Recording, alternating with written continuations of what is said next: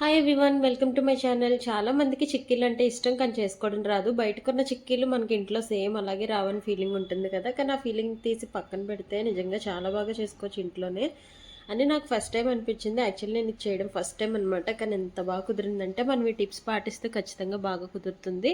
నేను మామూలుగా ఎప్పుడు మెత్తగా చేస్తాను కానీ ఇంత క్రిస్పీగా ఎప్పుడు చేయలేదన్నమాట.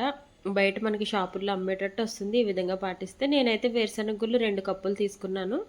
బాగా వేగాలండి. హైలో పెట్టి అస్సలు వేయించొద్దు, టేస్ట్ అనేది మారిపోతుంది. పైన మాడిపోయి లోపల ఉడకదనమాట. రెండు కూడా లో ఫ్లేమ్లో పెట్టుకొని బాగా ఫ్రై చేసుకోండి. ఈ సీసం సీడ్స్, ఈ నువ్వులు కూడా లో ఫ్లేమ్లో పెట్టుకొని వేయించుకుంటూ ఉండండి. నేను రెండు ఒకసారి చేసేస్తున్నాను. లేదా మీరు విడివిడిగా అయినా సరే సేమ్ కొలతలు ఫాలో అవ్వండి, చాలా బాగా వస్తుందన్నమాట. వేరుశనగలు యాక్చువల్గా పొట్టుతో తింటే చాలా మంచిది. కానీ చిక్కీకి ఏంటంటే కొన్ని పొట్టు తీసేస్తే బాగా వస్తుంది అనమాట.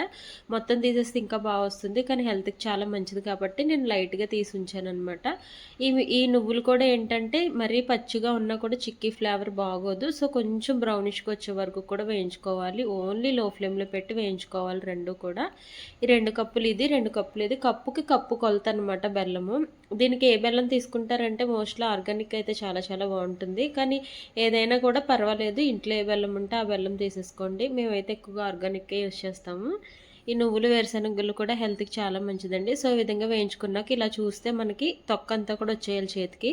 అప్పుడు ఇంకా వేపేసుకున్నది పక్కన పెట్టుకోండి. ఇప్పుడు బెల్లంకి కొలత తీసుకుందాము. యాక్చువల్లీ నేను 2 కప్పులు తీసుకున్నాను, తర్వాత ఇంకో హాఫ్ వేసాను అనమాట. అదైతే వీడియో తీయలేదు.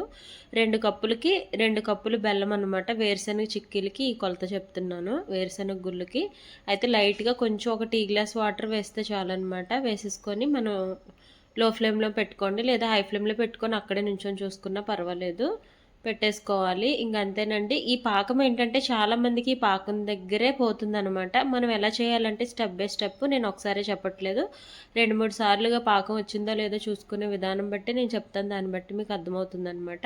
ఇప్పుడు నువ్వులు 1 కప్పు తీసుకున్నాం కాబట్టి 1 కప్పు బెల్లం తీసుకున్నాను.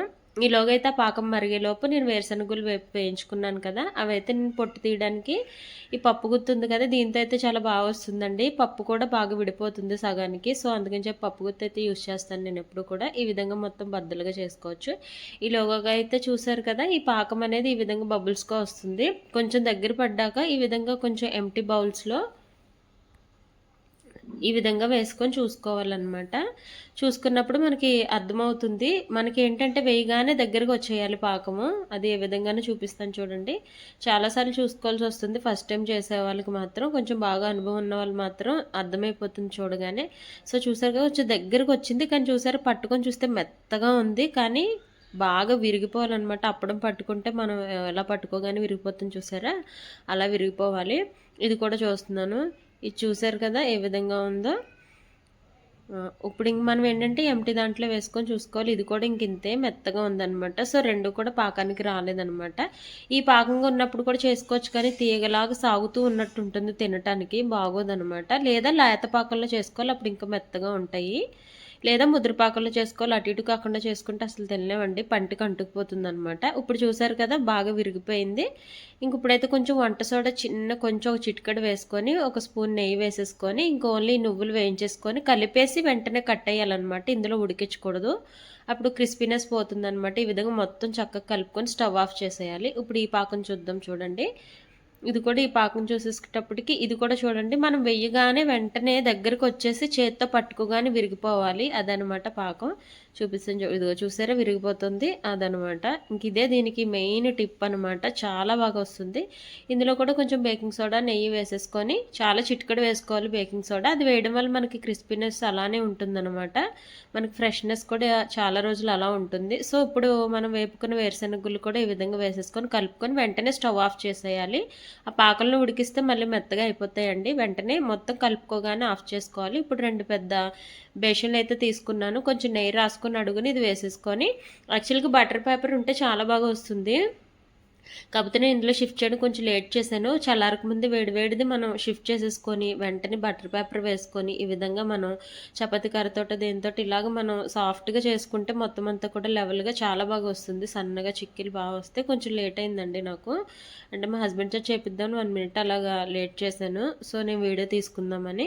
దానివల్ల కొంచెం గట్టిగా అయిపోయినట్టు అయిపోయింది. చల్లగా మనకేంటంటే చల్లారక ముందే వేడి వేడి మీదే బాగా షేప్ వచ్చేస్తుందనమాట. నేను కొంచెం చల్లారిపోవడం వల్ల షేప్ కొంచెం అటు ఇటు వచ్చింది గానీ టేస్ట్ మాత్రం చాలా చాలా బాగుంది. పట్టుకుంటే టక్ టక సౌండ్ వస్తుందనమాట. మనకి చూసారా ఎంత బాగా ఈజీగా విరిగిపోవాలి. ఇలా వచ్చిందంటే మనకి చాలా బాగా వచ్చినట్టు అనమాట చిక్కీలు. దేనికైనా కూడా పాకం ఇంతేనండి. సేమ్ పాకం రెండాట్లకి కూడా. కానీ ఈ కొలతలు పాటించి మనం చేస్తే మాత్రం చాలా బాగా వస్తుంది. అండ్ హెల్తీ రెసిపీస్ అనమాట. మనం బయట కొంటే చాలా కాస్ట్ తీసుకుంటారు. కాకపోతే ఏంటంటే మనకి తిన్నట్టు కూడా ఉండదు. చూసారు కదా 2 కప్పుల పల్లీలకి ఇవైతే దగ్గర దగ్గర ఒక 60 చిక్కీలు ఏమో వచ్చాయి. అవి ఒక 25, 30 దాకా వచ్చాయన్నమాట. చక్కగా చాలా రోజులు పిల్లలకి స్కూల్‌లో స్నాక్స్ కింద పెట్టొచ్చు. పెద్దవాళ్ళకి కూడా చాలా మంచిది. ఇది మెయిన్‌గా పిల్లలకి ఎముకల బలానికి చాలా మంచిదండి 2 కూడా. సో, చూసారు కదా చల్లారకుండా తీస్తే మాత్రం ఈ విధంగా తీగల్లాగా వచ్చినట్టు ఉంటది. అదే చల్లారాక తీస్తే మాత్రం టక్ టక్ సౌండ్ వచ్చి చాలా బాగుంటుంది. మనకి ఫ్రెష్‌గా ఉంటాయి ఎన్ని రోజులైనా కూడా.